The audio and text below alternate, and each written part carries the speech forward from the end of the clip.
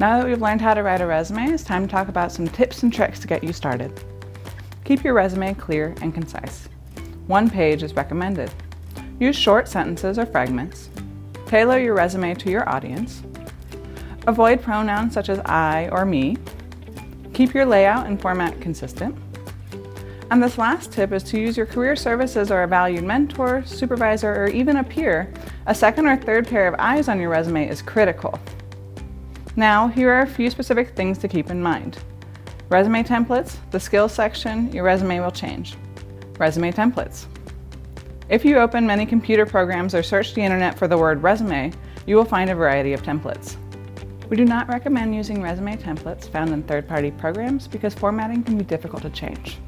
The skills section. The skills section can be confusing because it is small and found all the way at the end of the resume. You might be asking, is this really important? The answer is yes, because it is a section that you want to use to the best of your ability.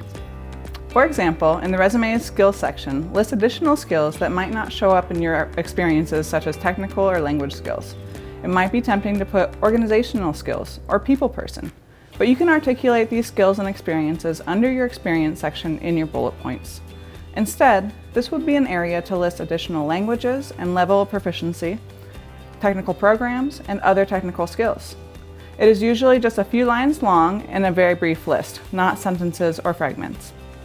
And lastly, your resume will change. Keep it updated as you gain new skills and experiences. Don't be afraid to leave off experience that is less relevant.